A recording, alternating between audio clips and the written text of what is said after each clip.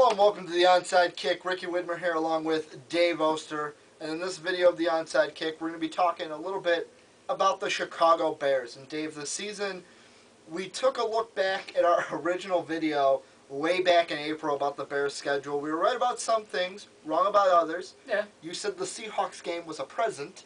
Well, who would have expected the Seahawks to be an elite team this year?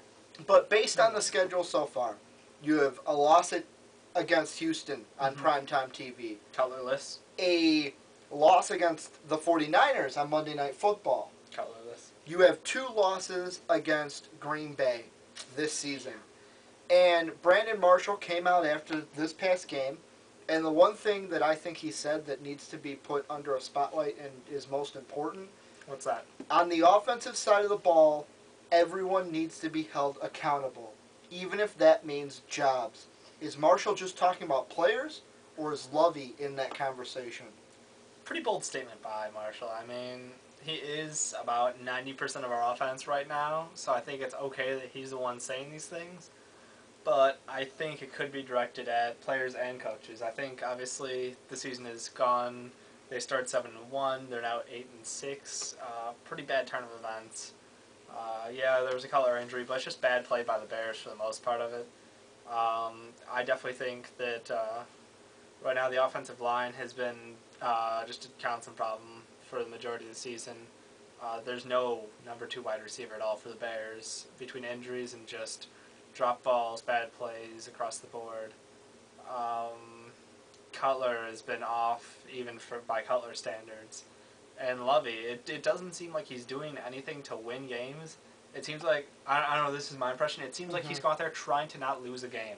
Well, I mean, the one thing with Lovie, and this is me coming from, I'm not a Bears fan, I'm a Minnesota Vikings fan, but from living in Chicago, being surrounded, all of my friends are Bear fans. Yeah. And so I'm very familiar with the Chicago Bears by hearing you, my friend Mike, talk about the Bears every day.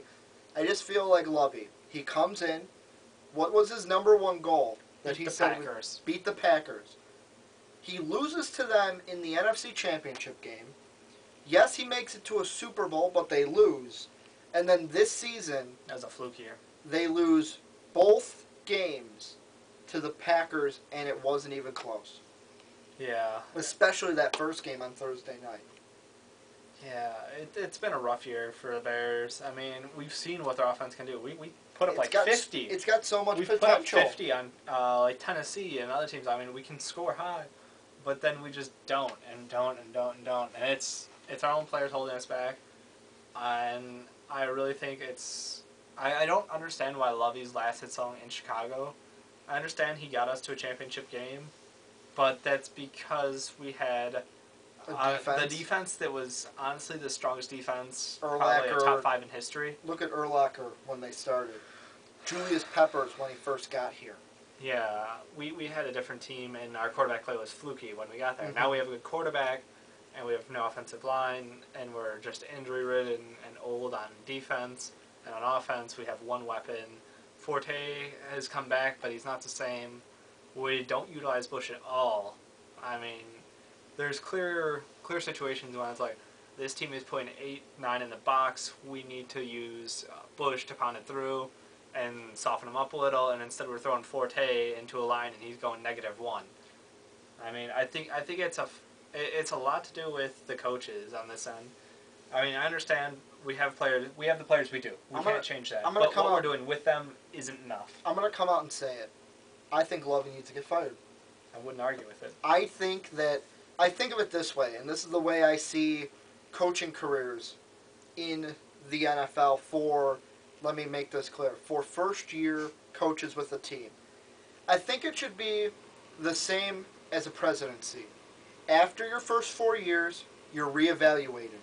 Now this reevaluation doesn't mean that you're going to get fired at the end. It's just a reevaluation to see where the team is. After 8 years with the team, if there is absolutely no, success being put into the team, you're gone. You get I think that's really generous is 8 years. The most you get with a team is 8, but at 4 you could still get fired. That's pretty generous. I'd say 3. I'd go You'd say 3, 5, 3, 6 maybe. I just It's a win right now league. There isn't enough time to get in there and install your whole system and progress a player for 4 years before you're even in trouble. No. I feel like Lovie Smith was good when he first got to Chicago. He was all right. But now it's like, when's the cord going to get cut? Yeah, and I think a lot of this is on our GM as well. It's bad draft after bad draft. Yeah, but you guys are starting to go in. The Bears are starting to go in the right direction. Yes. And I feel that maybe the right direction this year was bringing in Brandon Marshall. It definitely was. A few years ago, bringing in Jay Cutler. I feel like we're getting closer and closer to that deadline where the Bears go, hey, we're becoming a new team. Let's have a new coach to be the new kind of general of this team. Yeah, I definitely... Is it bad that I won't be so disappointed if we miss the playoffs because I'll be happy Lovie Smith has a higher chance of being fired? Well, right now in the playoff race, you have the Bears. It doesn't look good. You have Minnesota. If they win out, yes, they have to play Houston and Green Bay. Good luck with that. I'm not saying we're going to win those games. I don't think you will. I think if we split them, we'll be lucky. But if we win, we're second in the division because we hold the tiebreaker over the Bears. Then, if let's say the Vikings lose, Bears win both of their games. You have the Redskins, Cowboys, and Giants all ahead of the Bears, controlling their own destiny. With the Giants, if they win their two, they beat everybody and they go. Yeah. Can the Bears, Dave, you as a Bears fan, kind of to end the video really quickly, what are your chances on the Bears making the playoffs, and could you see it, them being that 6th seed? About 10% maybe. 10% making the playoffs? Yeah, I don't see this team. There's no consistency. Absolutely no consistency out of this team. I think there's definitely a lot of potential on the team right now. We got some young players who've shown some potential, but there's so many injuries, and it's just, I think there's a lot of things that need to be changed on this team, to be honest with you. Offensive line being number one. Offensive line, defensive, coaching. I'm talking across the board. We have issues, and I think it's great we start off season so hot, but I think the second half of the season Bears is more of what you actually have. Well, it's exactly like last season.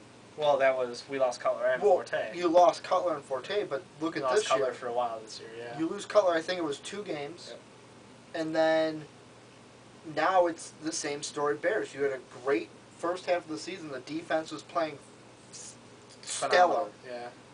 And now you have the defense is playing a little bit more poorly. I know you had to play Green Bay, and you didn't have Urlacher out there. Yeah. But, I don't know. I just feel like... No, it doesn't seem like a year that we're going to go anywhere in the playoffs anyway. I wouldn't be surprised if the Bears won the playoffs. Neither would I.